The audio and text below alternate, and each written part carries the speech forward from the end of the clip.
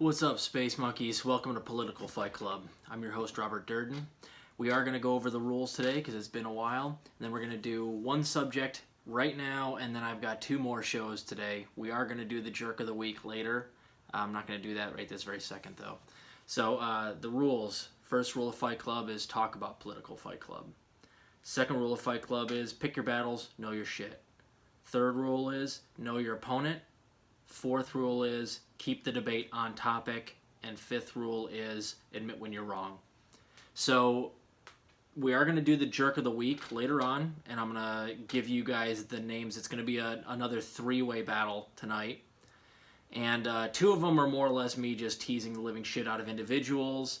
And then I'm really going to go after a few people on substance after that.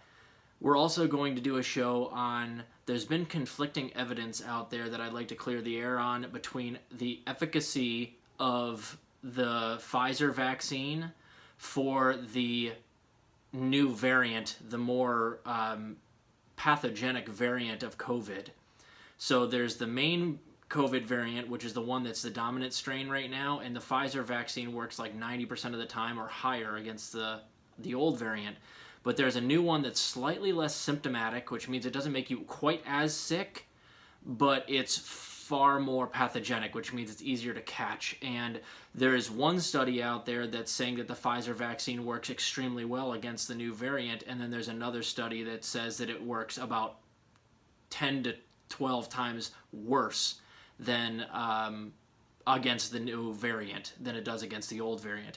One of those studies is good, the other is bad, and I'm going to break both of them down and tell you what the true stats are.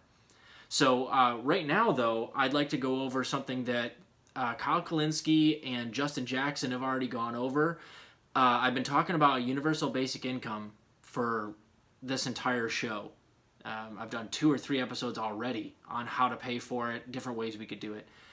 More evidence came out today, or not today, but in the last week, and I'm reading about it today, of the Stockton, California study finally concluded. It's a 2-year-long study. They've been doing it in Stockton, California, where they gave something like 125 people who were under the poverty line or around the poverty line $500 a month, and then they also had a control group of 125 people that were similar, but they didn't give them UBI. And the results are astounding. So the main thing that happened is it completely showed that the argument of a UBI will de-incentivize people to work, it completely destroyed that argument. Quantifiably destroyed it. So I'm going to read this here to you. Early data from the experiment shows that full-time employment levels in the UBI group grew faster than the control group, meaning people went out and got jobs and upped their hours when they finally had some cushion that they could lean back on. A lot of people, one guy in particular, he quit his job that he disliked. He was working part-time, used the UBI to keep him afloat while he got his real estate license, and now he works full-time as a realtor. So that's the type of thing that happens. When you give some breathing room to people, a lot of times they don't quit working, they just get a job they like, or they start working more at a job that they prefer over the one they're stuck at, but they never would have been able to leave that first job had you not given them the UBI.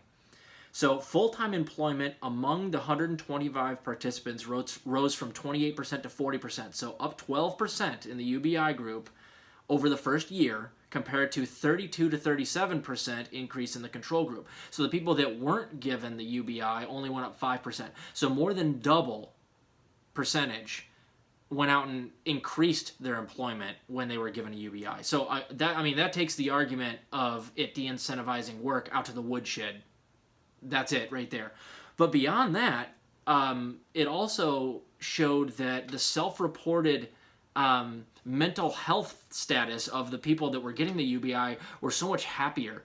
They expressed feeling so much more free and like they weren't always stressed out. I'm going to quote it here. Early reports indicate significantly improved mental health and well-being among the participants. We recently shared an article about how raising the minimum wage improves mental health because financial security is a primary factor in reducing stress and anxiety. end quote. So this is a great study. I'll put the link in the box below.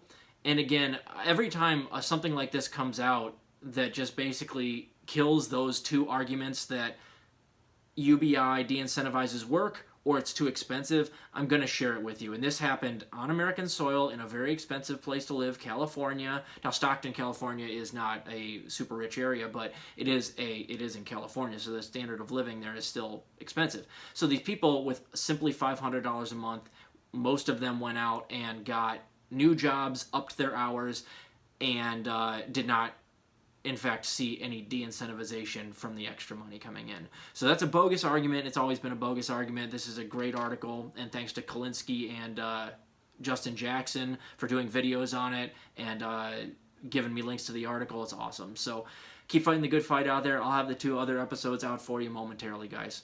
We'll see you.